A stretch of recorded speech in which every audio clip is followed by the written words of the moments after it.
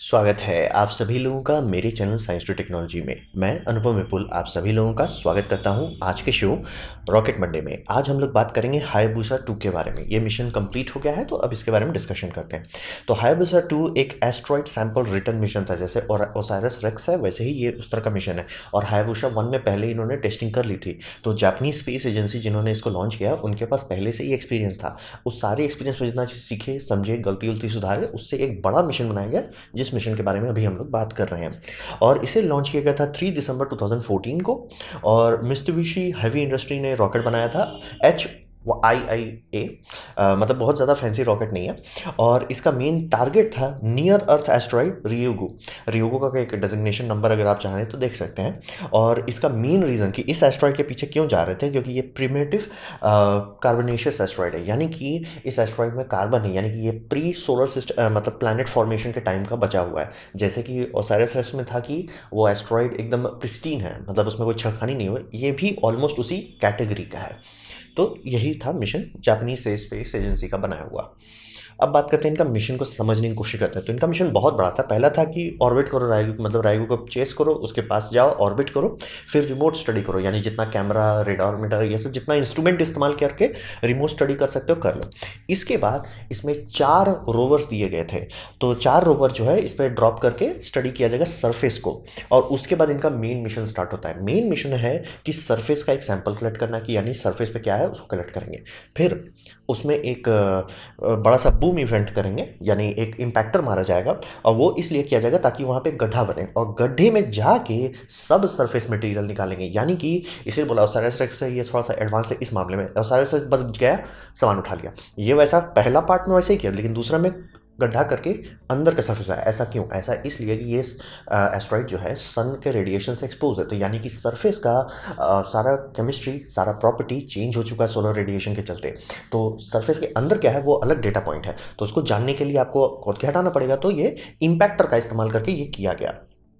तो इसी के बारे में यही समझिए कि इनका 2 मेन मिशन है। पहला सरफेस से सामान उठा लो और सब सरफेस सामान उठाओ। और ये करने के लिए इनको मतलब बहुत दूर जाना है, एक एस्टेरॉयड को चेस करना है। तो इनके पास 4 आयन इंजन था, जिसमें 3 हमेशा चलते रहते थे, मतलब एक बैकअप के तौर पर रखा हुआ था। और आयन इंजन का साइड इफेक्ट होता है कि वो बहुत ज़्यादा ऊम्फ नहीं देता, थ्रस्ट नहीं होता, माइक्रो न्यूटन्स में नापा जाता है। लेकिन बहुत लंबे समय तक आप इंजन चला सकते हैं, और ओवर टाइम अगर आप देखेंगे तो बहुत ज़्यादा डेल्टा वी बहुत कम फ्यूल में पहुंच सकते हैं। तो जब भी जाना था कहीं दूर, मतलब कि ठीक है ऑर्बिट चेस कर रहे हैं तब आयन इंजन पे चल रहा था, लेकिन जब पहुंच गए एस्ट्रॉइड के पास पहुंच गए और तब इनको ऑर्बिटिंग करनी है, मैन्यूवर्स करने हैं, तब इनके पास अलग अलग थ्रस्टर्स थे। इसमें थ्रस्टर्स में हाइड्रोजन का इस्तेमाल हो रहा था, और मिक्स्ड ऑक्साइड ऑफ नाइट्रोजन 3 का एक वेरिएशन है, कंपाउंड वेरिएशन है, उसका इस्तेमाल करके ये फाइन ट्यूनिंग कर रहे थे। जब इनको ज़्यादा ऊम्फ चाहिए था, थ्रस्टर्स थे, लंबा दूरी के लिए लंबा रेस करना था, तो इनको आयन इंजन का इस्तेमाल करते थे, जो कि सोलर पावर्स पे चल रहा था। जीनॉन था इसके अंदर और सोलर पावर से इलेक्ट्रिसिटी लाई जा रही थी। और इसमें एक कैप्सूल था जो रिटर्न करेगा, मतलब जो सैंपल कलेक्ट किए वो कैप्सूल में डाल के धरती में वापस भेज दिया जाएगा। तो ये मिशन था। अब बात करते हैं इनके रोवर्स के बारे में। तो यहाँ पे समझिए बिना चक्का वाला रोवर्स था, इसीलिए अगर आप रोवर्स का फोटो देखेंगे आपको लगेगा ये छोटा सैटेलाइट जैसा क्यों लग रहा है।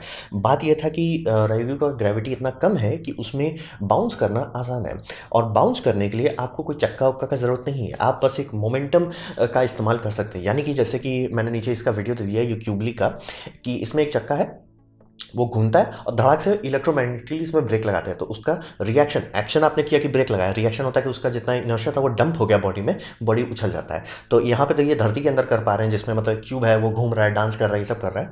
तो ये एस्ट्रॉइड पे करना और आसान हो जाता है। तो मोमेंटम व्हील हल्का हो जाता है, छोटा हो जाता है, और काफ़ी छोटे में काफ़ी सारा चीज़ कर सकते हैं। इसीलिए इसका सब देखेंगे तो सोलर पैनल हर तरफ था। जैसे कि इसका एक बड़ा भाई दिया गया था मॉस्को जो था, वो जर्मन एरोस्पेस सेंटर ने बनाया था, और उसमें थोड़ा ज़्यादा इंस्ट्रूमेंट्स थे, मतलब उसमें camera, thermometer, magnetometer, radar meter, ये सब काफ़ी सारी चीज़ लगाया गया था। ये थोड़ा बड़ा ब्लॉक था, और इसमें बैटरी पावर था, बाकी सब में सोलर पावर था।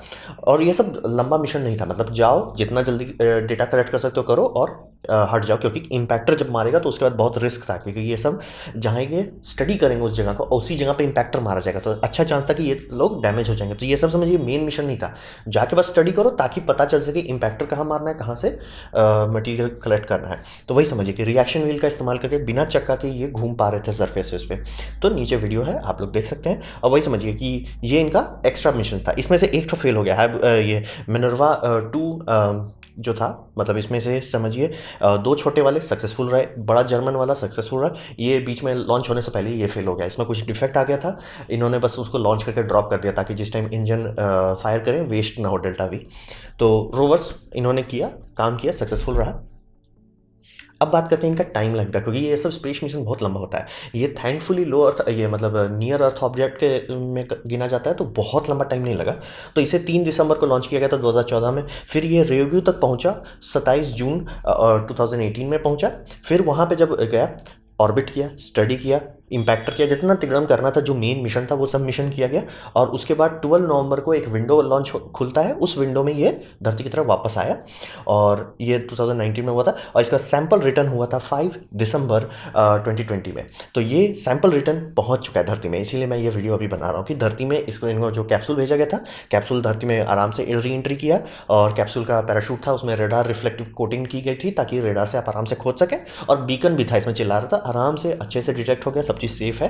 ये मिशन सक्सेसफुल हो चुका है। तो इस मिशन का सक्सेस ये समझिए कि इसमें ऐसा नहीं था कि इनका मेन था कि 3 जगह से सैंपल कलेक्ट करना चाह रहे थे। मतलब मेन यही था कि सरफेस पे और सब सरफेस लेंगे, लेकिन सरफेस हो गया, सब सरफेस हो गया, एक और सरफेस वाला वो कैंसिल करना पड़ा क्योंकि बोल्डर्स बहुत ज़्यादा थे, तो वो तो कैंसिल हो गया। प्लस एक रोवर का पूरा रोवर ही फ्लॉप हो गया। तो बहुत सारे माइनर इश्यूज हुए, लेकिन ओवरऑल अगर आप मिशन देखेंगे सक्सेसफुल रहा। और जो सैंपल था जिसके लिए पूरा इतना हाई तौबा किया गया था, वो सैंपल आ चुका है धरती में, इसे लैब में ले जाया जाएगा। और इस पर मतलब जापान के पास इसका काफ़ी बड़ा सेक्शन रहेगा। एक दूसरा सेकंड बड़ा सेक्शन अमेरिका को दिया जाएगा, क्योंकि अमेरिका इनके साथ ये डीलिंग कर रही है कि हम ओसाइरस रेस्ट का सैंपल आपको देंगे। तो मतलब समझिए ये सैंपल इधर यूएस के पास आएगा, यूएस का सैंपल इनके पास आएगा, तो दोनों मतलब शेयरिंग कर रहे हैं। और बचा खुचा पे बाकी सारी यूनिवर्सिटीज़ कोशिश करेगी उसको कलेक्ट करने का।